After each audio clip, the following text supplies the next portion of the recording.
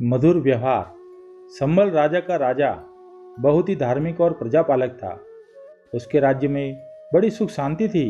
राजा अपने प्रजा की देखभाल पुत्र की भांति करता था। उसके राज्य में न तो अपराध होते थे, न ही कोई गरीब था। राजा की कीर्ति दूर दूर तक फैली थी। एक रात राजा अपने महल में सो रहा था। रात्रि के अंतरिम पहर में उसने एक स्वप्न देखा। सपने में उसने देखा कि एक महात्मा उससे कह रहे हैं कि महल से एक कोस दूर जो पीपल का पेड़ है, उसमें एक भयंकर विषघर नाग रहता है। पूर्व जन्म में राजा ने उसकी हत्या की थी, जिसका बदला लेने के लिए वह कल रात्रि में राजा को डसेगा और राजा की मृत्यु हो जाएगी। इतना कहकर महात्मा अंतर्ध्यान हो गए।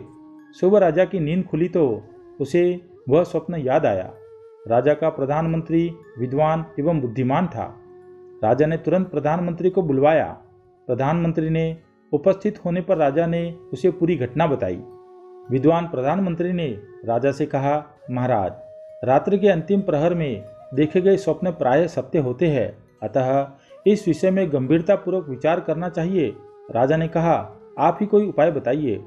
प्रधानमंत्री ने उत्तर दिया, महाराज, अगर हम कल उस सांप को रोक लेंगे तो वह किसी अन्य दिन आपको काटने का प्रयत्न करेगा। अगर उसको मार दिया जाएगा तो वह किसी अन्य जन्म में आपसे बदला लेने का प्रयत्न करेगा। इसलिए हमें सांप से बचने की बजाय उसके हृदय से आपके लिए वैरभाव को दूर करने का प्रयत्न करना चाहिए। प्रधानमंत्री ने आगे कहा, शास्त्रों में कहा गया है कि मधुर व्यवहार से किसी को भी वश में किया जा सकता है। मधुर व्यवहार बड़े से बड़े क्रोध को शांत कर देता है।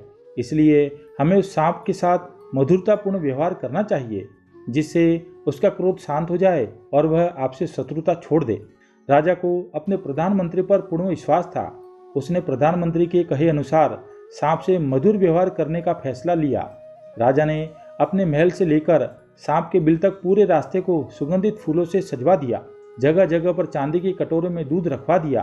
पहरेदारों और सेवकों को आज्ञा दे दी कि सांप को कोई किसी प्रकार का नुकसान नहीं पहुंचाएगा। निर्धारित समय में वह सांप अपने पूर्व जन्म का बदला लेने के लिए बड़े ही क्रोध में अपने बिल से निकला। रास्ते में बिछे फूलों को देखकर उसे बड़ा आश्चर्य हुआ। जैसे जैसे वह आगे बढ़ा, रास्ते में रखे दूध के कटोरों और सुगंधित फूलों की महक से उसका क्रोध कम होने लगा। राजा के महल के दरवाजे पर पहुंचकर उसने देखा कि पूरे रास्ते और हर दरवाजे पर सशस्त्र पहरेदार खड़े हैं, लेकिन न तो कोई उसे रोकने का प्रयत्न कर रहा है, न ही कोई नुकसान पहुंचा रहा है। महल के अंदर जाने पर उसने देखा कि राजा स्वयं उसके सामने हाथ जोड़कर खड़ा है और कह रहा है, हे नागराज, महल तक पहुंचने के दौरान आपको कोई कष्ट तो नहीं हुआ? पूर्व जन्म में आपके प्रति किए गए पाप के प्रायश्चित हेतु मैं आपके सामने प्रस्तुत हूँ। आप मुझे डसकर अपना बदला पूरा कीजिए।